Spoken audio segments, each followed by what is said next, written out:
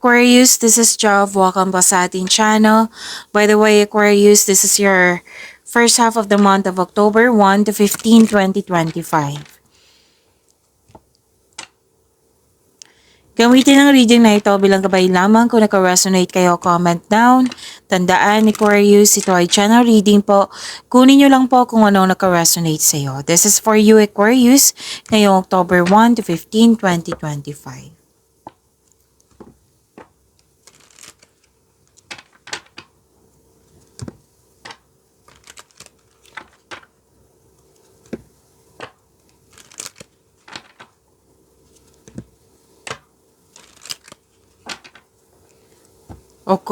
October 1 to 15, 2025 para po kay Aquarius.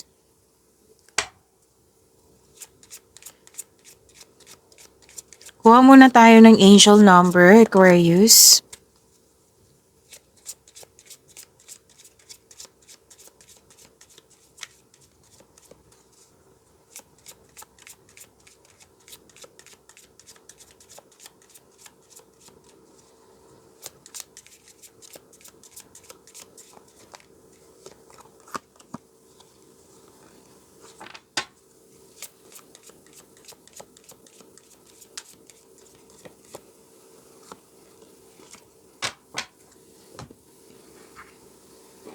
Wow, angel number 2020. Gratitude and blessings. Practice gratitude and blessings will multiply in your life. So more blessings to come. Aquarius. Spiritual awakening, angel number 333. Your spiritual awakening is unfolding. Trust your inner wisdom and follow your path.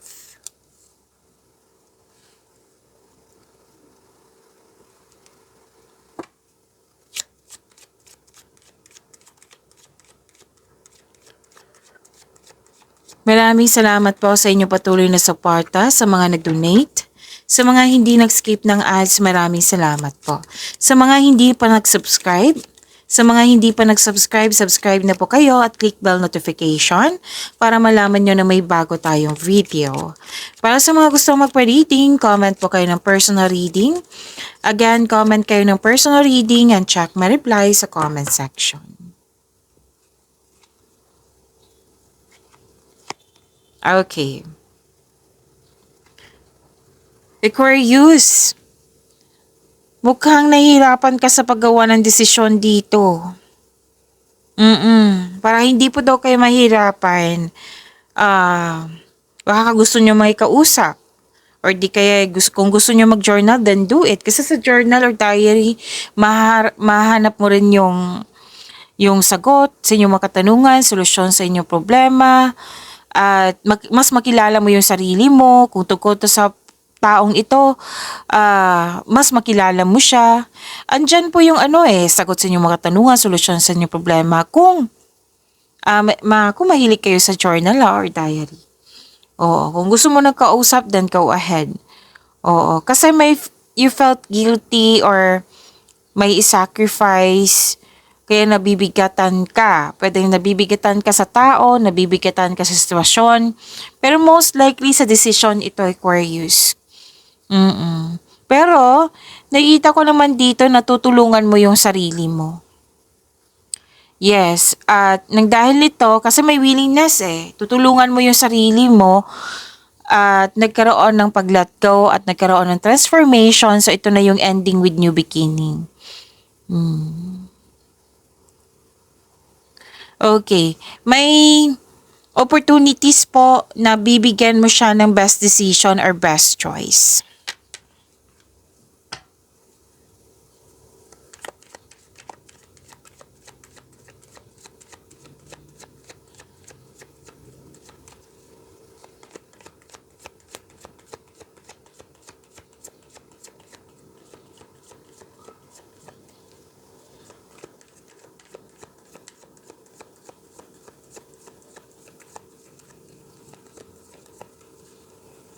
Energy ni Aquarius ngayong October 1 to 15, 2025.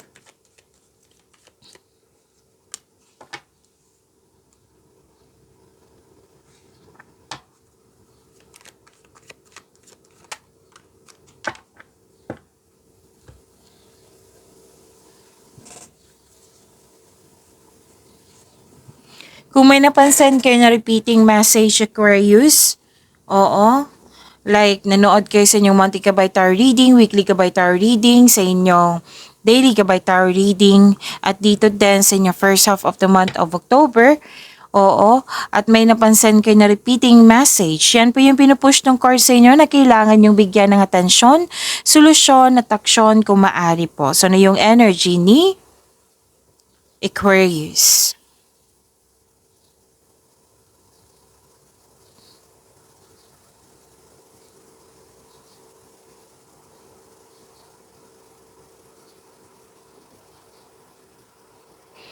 Okay, emotional stability, empathy, may nahon kayo, very matured, mapagmalasakit sa kapwa, maaari din emotional, nagsasat ka ng boundaries or guarded ka while being mindful of those around you. Yes, kahit ano ka, anong tawag dito, guarded ka, concerned ka pa rin sa mga taong malapit sa'yo. Iniisip mo pa rin sila. Okay?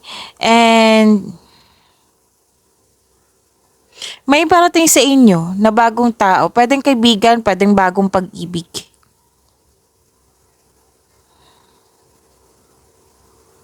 Okay, may sabi ka sa dito, mukhang busy kayo, Aquarius. Pwede din naman siya.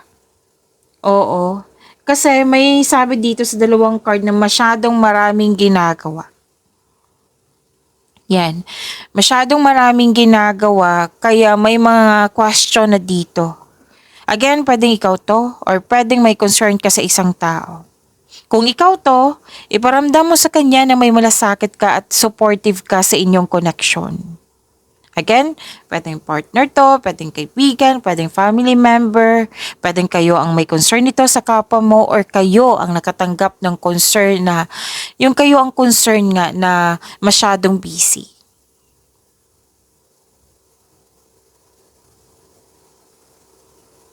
May leadership role na binigay sa iyo.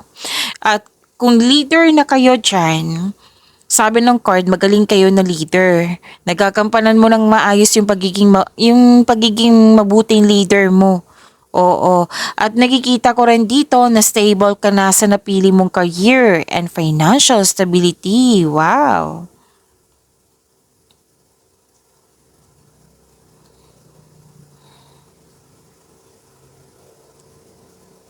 Aquarius, granted yung manifestation mo, oh. May parating na blessings. Okay.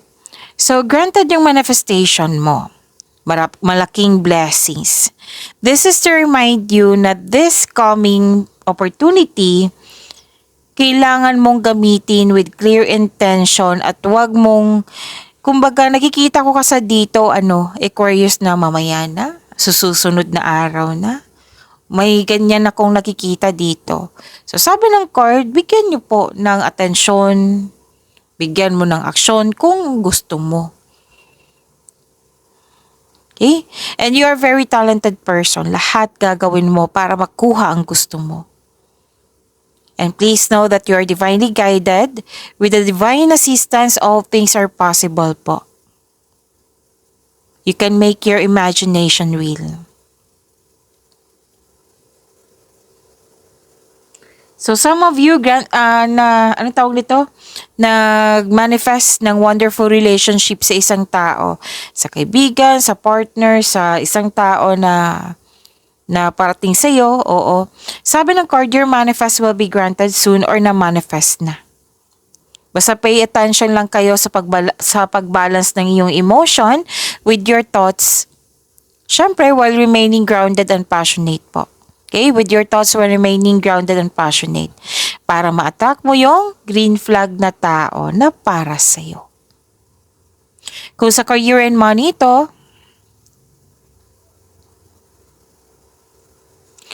gamitin nyo po yung skills nyo to create opportunity. Kung may bala kayo mag-start ng business, may go signal pong sinabi dito. And may negotiation. Any kind of negotiation po. Magkakaroon ng successful agreement. Actually, may nakita akong signing of contract dito, Aquarius. Yun po ha, gamit na gamit yung skills mo. May new beginning pero na-adapt nyo po ito. Kasi nagkaroon ka ng self-confidence. Okay?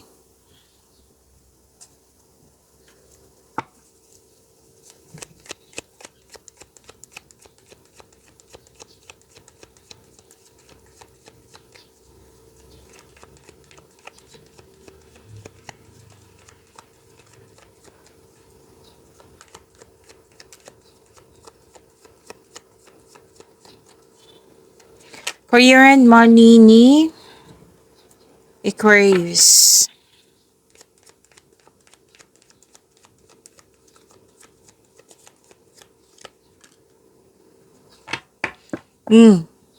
Grabe yung confidence mo hanggang dito.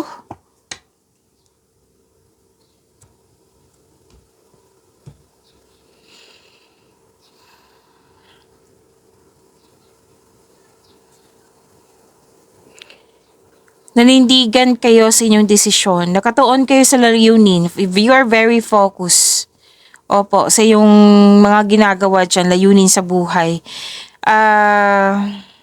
Very focused kayo sa proyekto nyo. Umiwas po daw kayo sa toxicity. Kasi may nakita ko dito parang may nangaaway sa iyo or may toxic dyan na kasamahan. Kung pwede po, umiwas na lang po kayo. Kung pwede po. Tapos may dumating na opportunity na binigyan mo siya ng agarang aksyon o reaksyon. Binigyan mo siya ng agarang aksyon. Okay? So this is another card na nagsabi po dito na may go signal po na bigyan na ng aksyon yung matagal mo ng plano. Kasi you're very confident talaga, oh. Very confident si Aquarius. Katapangan at kumpiyansa. Katapangan at confidence po ito. And ang sabi ng card nyo dito, be careful sa mga ginagawa at pinipiling desisyon. Kasi gumagawa ka ng desisyon, right? Oh, be careful kayo.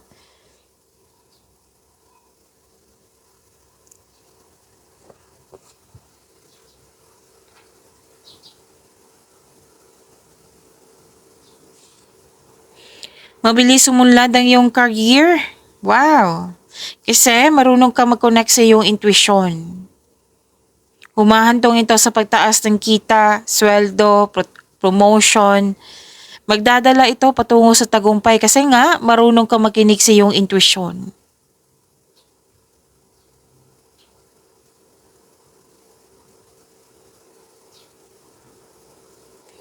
So ilan sa inyo may darating na bagong proyekto dito na very excited ka? Puro aksyon. Kaya nga mas sinabi kanina, 'di ba, na prepare yourself kasi parang may nagreklamo na parati kang busy. Oo. Kasi sobrang busy mo from here to here.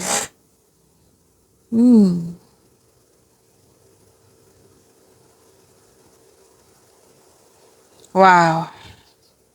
Ang ganda naman nito. Magandang kapalaran, good fortune, may malaking blessings po na marireceive nyo. Excuse me, kailangan ko mag-burp. Okay, blessings, good fortune, job opportunity, unexpected wealth, financial stability. Wow. Meron din malaking pera ha, na parating sa inyo, matatanggap nyo po ngayong first half of the month of October. Whether marami kang kliyente, customer, kasi may negotiation, di ba? Ilang beses na lumabas dito. Or marami kang benta, maraming project. So, magbigay ako ng example. Example po ito ha. Kung gipit ka ngayon, may parating na blessings na makabago sa iyong kaperahan. Another example, kung jobless ka ngayon, may unexpected job opportunity na darating. Basta po magiging maayos na po ito. Changes to eh. This is good luck and good karma. And kitang-kita ko yung happiness mo dito. Aquarius.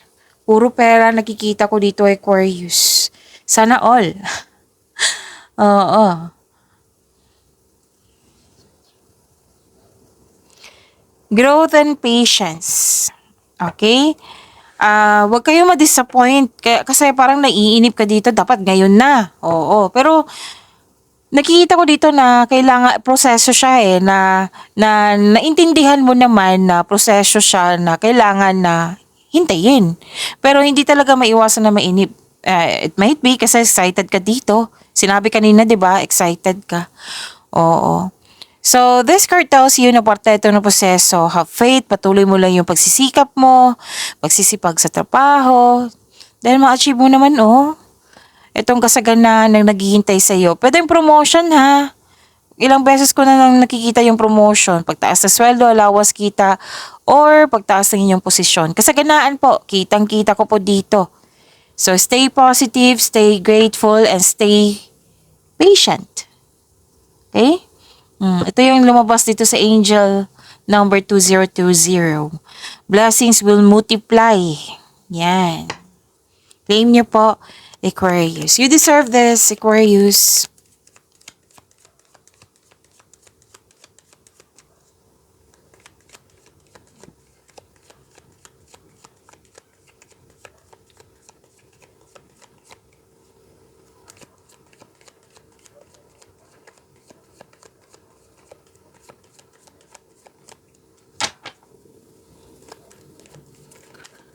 Love life, self-love, partnership, and romance ni Aquarius. Ngayong October 1 to 15, 2025.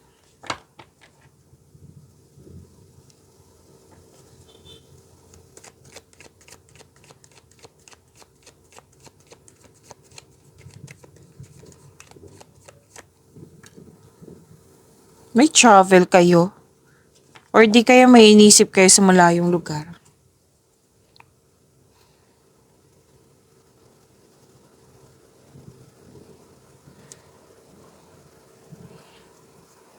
Sa mga single dito, Aquarius, ideal type niyo po is romantic partner who is fun and outgoing, talkative, and ready to have adventure. Para sa mga relasyon sa buhay mag-asawa, wala naman ako nakikitang problema dito. Masaya kayo at stable. Oh, may parating na good news, oh. May parating na good news. Tapos masaya ka kasi nagkaroon ka ng tapat na kaibigan. May makilala kang mabubuting tao, Aquarius. May kausap ka nga dito na isang bata or mga bata. Mukhang tutulungan mo itong batang ito or bata pa sa'yo. Single ka man, may relasyon sa buhay mag-asawa.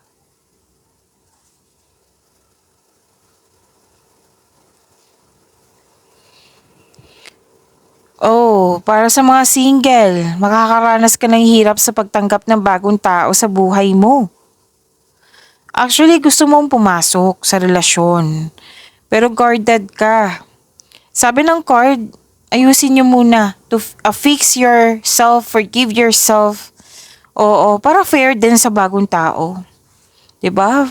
Para fair din sa iyo. Kailangan ng forgiveness po. Forgiveness sa situation, sa tao, sa forgiveness sa iyong sarili. Forgive yourself.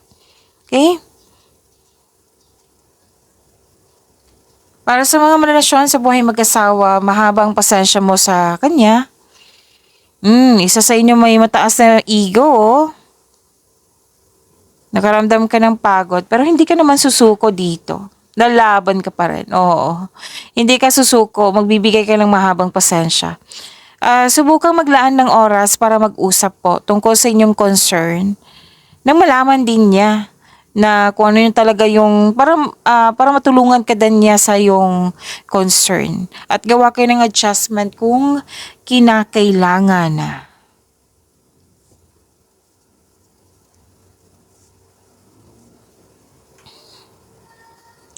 Okay, someone is giving up talaga dito. Pero nasabi lang mo lang to. Kung ikaw to, nasabi mo lang to. Kasi nakaramdam ka ng pagod.